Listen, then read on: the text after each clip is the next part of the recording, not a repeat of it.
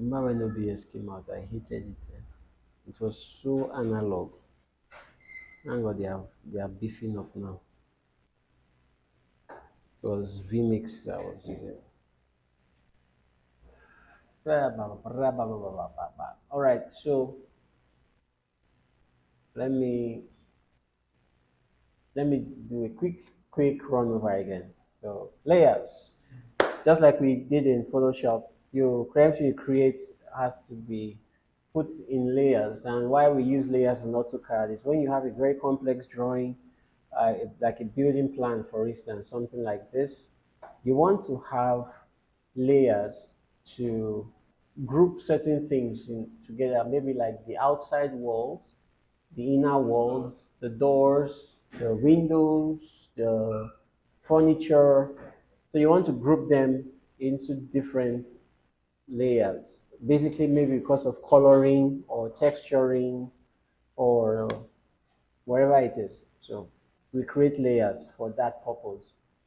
And if you are in the drafting and annotation mode, that's drafting annotation mode, you find layers under your home tab here. So layer properties will trigger a dialog box that will show you the properties of the present layer or the other layers that exist in this document. This tab right here shows you a layer that is active. The active layer will be the one highlighted here. If I click on layer 1, this means that layer is now active. We see the color here changed.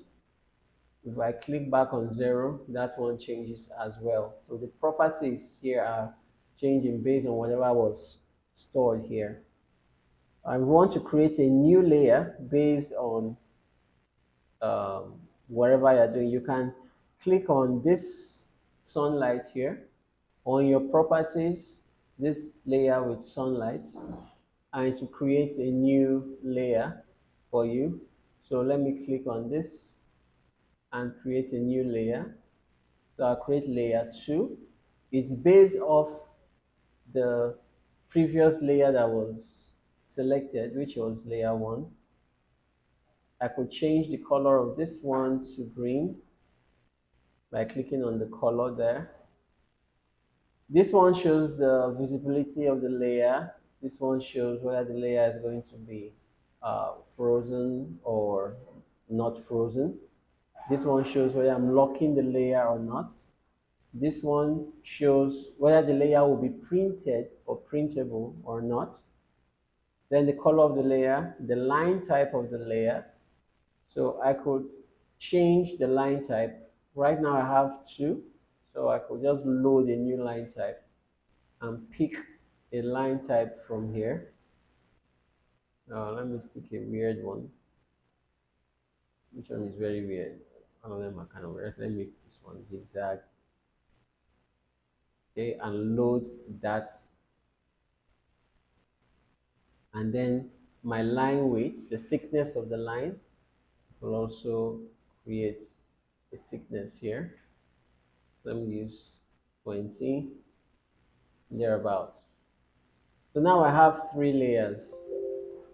I can rename my layers based on whatever it is I want the layer to take. So probably if this is supposed to be for my foliage, that is grasses and trees, I could just click foliage there. If this would be for my assets or furniture or stuff, I could just do assets here. So just clicking on the name and renaming it will give you good name. Okay, so now let me hide this or close it if it doesn't. No. All right, so if I take this circle, for instance, and draw a circle, the circle is white. It's on layer 0, which is white. If I take a rectangle and draw, the rectangle is also white because this is the active layer at that moment. If I change to another layer, like assets now, I take the circle and I draw a red circle instead.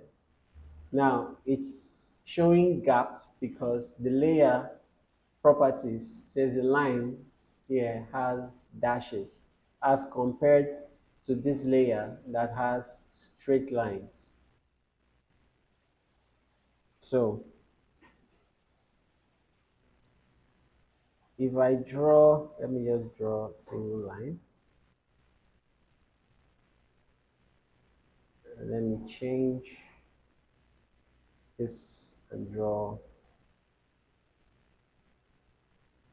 another line. I draw this line. So, and draw the line again. Okay.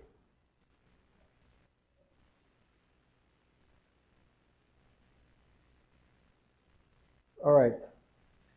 So now I have three lines I drew. I just drew a normal line. Just click one point and go to the next point and click enter. But the lines look different. And that's because the properties of the layers that they exist in are different. This line, the properties of the layer show that it's a zigzag and it's green. The properties of this one show that it's dashed and the layer is red. Properties of this one shows that it is straight and it's white. So if I'm doing a drawing and I want to separate certain things, it's very easy for me to just accost them to their specific layers and then they will come out the way they are supposed to. In that same sense, I can swap layer properties. So for instance, like this rectangle is white, it's on layer 1 or layer 0. I can change it to another layer just by, from this layer panel, clicking here and choosing whatever layer I want it to be in. So if I want it to be in the foliage layer, I can just click there and it is now in the foliage layer. So it's not complicated to swap layer properties for a particular object. You can do it just with a click of a button. Select the object, change whatever layer it's supposed to be on here or is going to be on, and it automatically takes on the properties of the new layer. So it's a very direct design process. So working with layers, it helps to distinguish the elements in your drawing. It also helps to um, make your drawing a little bit nicer, basically. So, for instance, when we have drawings like this, um, sorry, when we have drawings like this, we see complexities in the design. Okay, you see complexities in the design. This is the drawing mode, and this is the layout mode. So we have different things here. So you can see layers are used to help determine what is colored and what is not. So like for instance, the annotations here are in pink. Selecting them shows that they are on a pink layer. This blue one is on a blue layer. These blue ones are on a blue layer or the basic layer, the normal reference layer and stuff like that. So it helps to give your drawings this distinct look. It's very easy for somebody to know, okay, pink is for annotation, the green is for specific maybe dimensioning or placements or the angles or stuff. Then the blue is the actual drawing itself, and stuff like that. So it's very good for this kind of distinguished distinguishing. So that's why we use layers. So there are multiple layers here, as you can see. So there's no limit to how many layers you can have, or there's none that I know of. But I've not seen anyone that has drawn to make up to 1,000 layers. I wonder what he was drawing, but I don't think there's a limit to layers. Okay, so that's the concept of layers. So you can change the properties. So probably this green layer that is the properties is this zigzag and stuff. Probably I don't like it anymore. Okay, so I could come into the color and change the color to blue probably. Maybe I don't want it to be green anymore. So all of them that were in that layer become blue. I could come back there and change the line type to something else. So let's say I load this line type instead, these triple dots, and click OK. It changes the lines to the lines with that kind of effect or thereabout. So it's very easy to adjust or change or modify layers based off whatever concept you that comes into your mind. There's no what's the word now I want to use? Oh, the English is kind of working in my head. So there's no complexity in changing anything. Just select what you want to put in different layers.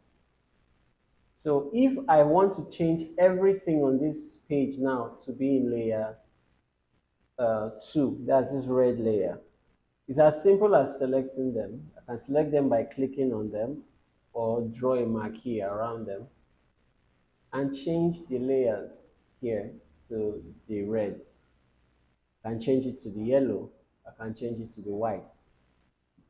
So as long as they're selected, once I change the layer that it's supposed to be on from there, it changes as well. So this helps us in our drawings. Instead of having to be dragging files into layers, just select the file, the drawing, and pick the layer you want to put it on. So it's a very straightforward process. Hope it's clear, right? Any question?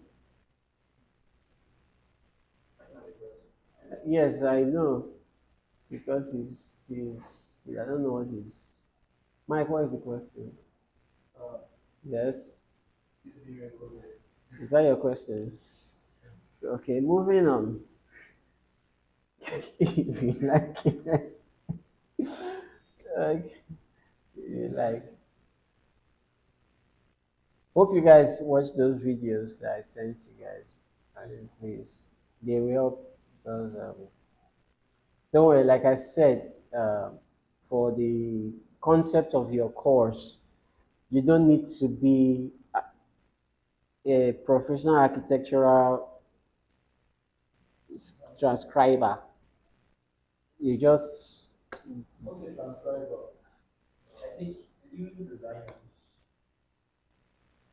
no, I'm talking of transcribers. When you take somebody's designs and you try to reinterpret it.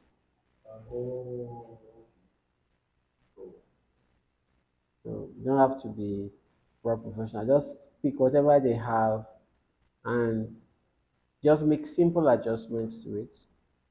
If you want to be a designer, you don't have to also be a complete architect that's in using AutoCAD like how the architects will use it or Revit. Your job here basically is interpreting whatever drawing is given you and creating elevation maps from them. So they give you a floor design or a blueprint you bring out a 3D model of it. So generally, so I'm just showing you how to do this with layers. It can actually aid your coloring. All right. So the next thing we want to see about is how to annotate. Yes, how to annotate. So let's say I have this as a plot of land, or let me do something like this. Let's say this is a plot of land. Okay. I want to make this one whole object now. So I can use my trim tool and trim off all these excesses so that I just have this. Okay. So probably this is a plot of land and I want to create something like an offset or maybe make, because right now I used a rectangle and trimmed off some stuff. So that means these guys are, they are individual objects. They are not together. Right, good. So I may want to make them complete. I think I should just do the annotation first before I do that one. But anyway, there's something called polygon edits in AutoCAD. That's when you are trying to, I think we did something like that in the previous class where you had multiple lines and then you combine them to become one object. So polygon edit, that's the command we use, or p edit. So if you do like p edits, by the time you start typing, you will see p edits or polygon edits. What that helps you do is select the lines that you want to connect together. So, and then you can join them. So let me just undo that. It's not about, let me just do that. Okay, so now let's say this was my plot of land. I wanted to give an, an engineer to plot or to build. I will need to put dimensions on the land to show, oh, this is the length of this is the length of this is the length of the breadth of that, this is the angle of this wall, and stuff like that. So dimensioning here is also very easy. You don't need a ruler. You just need to like draw a line and then AutoCAD will measure that line for you. So we have dimensioning tools here, or called under the annotation tab here. We have these dimensioning tools. We have specific dimensioning tools like you can do linear, aligned, angular, arc, any kind of dimensioning you want. So AutoCAD's job is just to follow your lines and then create a digits, like a measurement from one point to the other. So I drew this rectangle without specific measurement, but I want to now figure out how long this is. So if I pick the linear one, for instance, I can click from this first point to this point and drag a line up like that. So it's quite small, but this is the units measurement. So the length of this point to this point is 44.7766. So, so let me do that again. So I'm taking the linear. You click from one point to the next point and drag up. Once you do that, it will give you the measurement in the units of measurement that we are using. I'm using decimals here. So I didn't use, I'm not using inches or feet like architectural. But if I was using architectural, I will be having a different measurement in whatever units that will be. So that's basically that. So I, you know, in Africa we don't use architectural though. We don't. We use feet. I mean centimeters and meters. Americans that use inches and feet measuring. Okay, so that's for this. If you want to measure this guy, the same thing. Take the linear, you pick one point and measure, and you get 14.0771 for the length from this place to this place. Okay, and if I want to measure from this point to this point, maybe angular or radial, I can decide not to use a linear. I can use a line. I can use angular so that it's not measuring straight like these previous ones that we did. So let's say, for instance, I take a line. Let me use a line, for instance. Then I can say I want to measure from here to here and give me that measure, that length. So I'd say the distance from here to here is 17.61, blah, blah, blah, blah, blah, like that. If you want to use angular will select an arc or a circle within that point. So let's say I don't have, okay, let me just pick a line. Okay, select the second line. No, let me use this. Okay, this will be 90 degrees. Blah, blah, blah. Let me use that. And the lines are parallel. Okay, so this drawing will not help me. I need a drawing that has some very weird connection there. So, so this one is obviously going to be 90. So it's just going to give me 90 degrees. So basically. But let's say I want to talk about the spacing here. So let's go with this guy here. So it's obviously 90, but we're gonna give that arc there. So if I had something that was more inclined, like maybe um, let me take the rectangle tool again and take a measurement. But this time, let me uh, tweak this one, something like this. Because sometimes in Nigeria here, very rare before you see where they measure land and they are accurately straight. I don't know why they do that thing. So let's say I want to measure this angle here, whatever this angle is.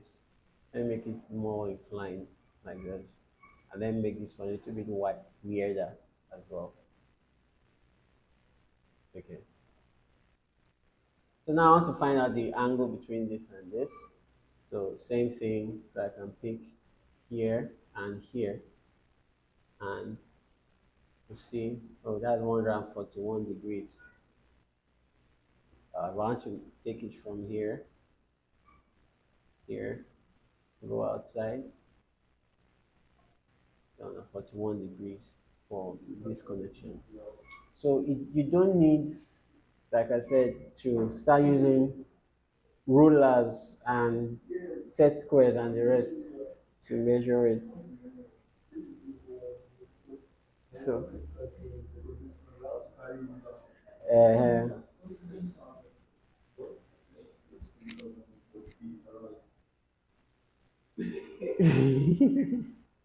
so okay. So that's what these guys are. So anytime you see a drawing that has annotations of measurements, this is what is done. It's not, you don't manually use a ruler and do that or try to measure it. You don't measure it by yourself. You just let the software do it. Pick the points. So if I want to measure, for instance, let me use a line. I want to measure from this point to this point. What's the length of that building? That way. So I can have that length, 58.0089 units. That's from this corner of the building to this corner of the building.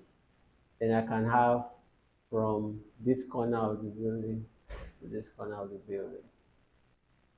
So I have this one as 50. So this is 58. Now, based on the layer things that we talked about, I can come and create a new layer. Let me just create a new layer and, or in fact, don't need to create a new layer. I already have one. So let me change this guy to probably red for all my measurements. Okay, so I select this guy, this one, select this one, which one? This one and this one. So for my layers, just like we did the last one, I make it red so that I know that all annotations in this drawing are in red. If I don't like it red, I can change.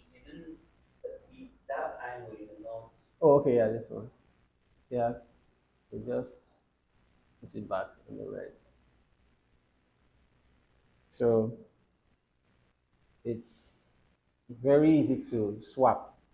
And if I, for instance, don't like the color, I can change it back to from red to orange or brown, something. So all of them change. So it's quite quick, straightforward, but makes your work neat. So yes, because if you have to do very complex drawings and start making measurements, if you don't colorize them or arrange them in ways where they don't collide, you have issues in trying to describe to somebody what you were trying to measure. Okay, so that's for the linears. Then we have these things called leader. What a leader does is also an annotation, but one where I don't need to write maybe somewhere near this guy, like this. So I could put something like a ruler. I mean, this there's a write up, and then it's pointing to the corner of the building or somewhere. Maybe like I want to say this is the parlor now, but I don't want to write parlor inside. I want to write it outside. Then put an arrow. That kind of thing they do in biology, where you are labeling something. The name is outside, then the line is pointing to where the thing is. So that's what the leader does. It kind of creates an arrowhead that specifies the location. Maybe I want here and the length of the.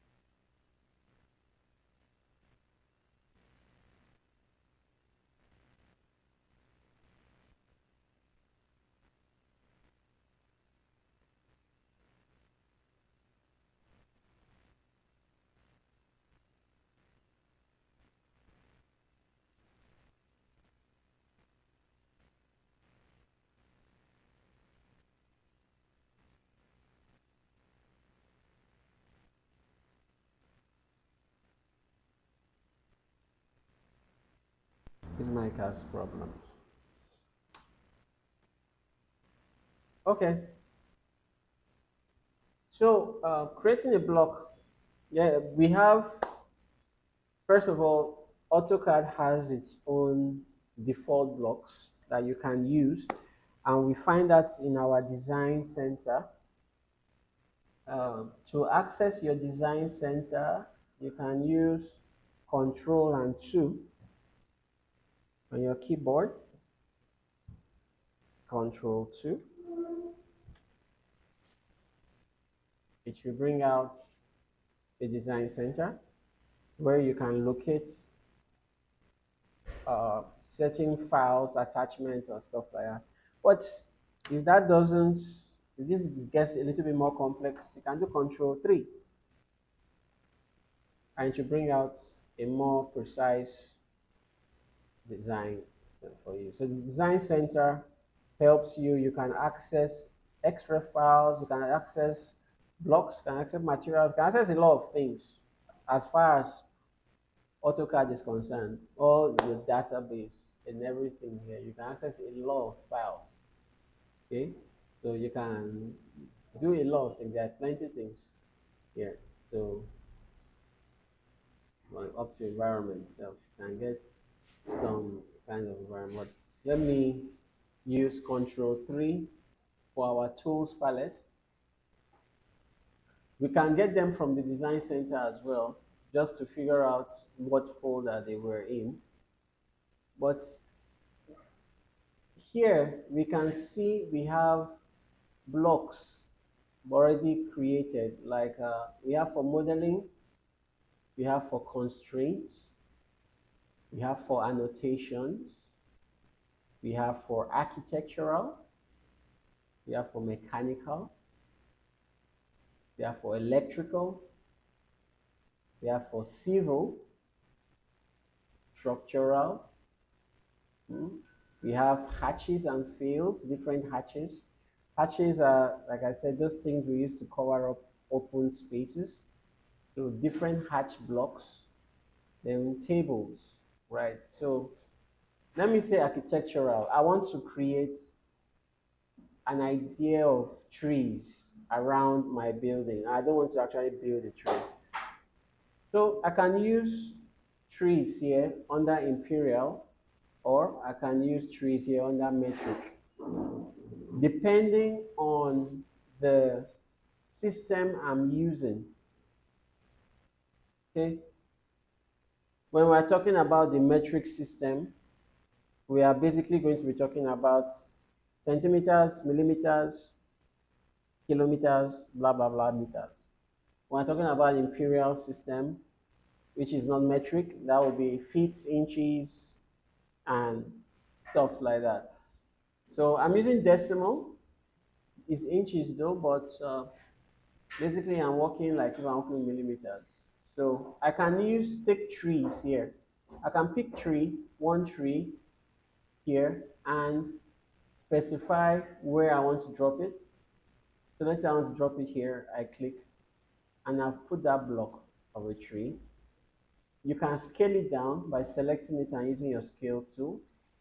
Select the base point of the scale tool and then can scale it down. So that would be a tree.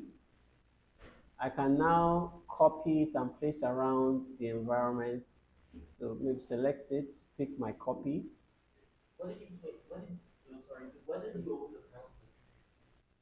Control 3. Yep. You open your tools palette. So, I'll just use copy and put some trees around the place. So these are using blocks that already exist in the drawings.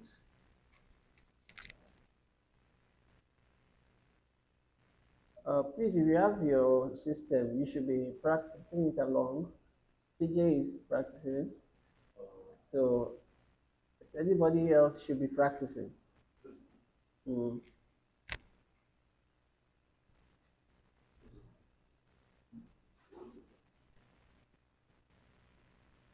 He sold his laptop for a portion of meat.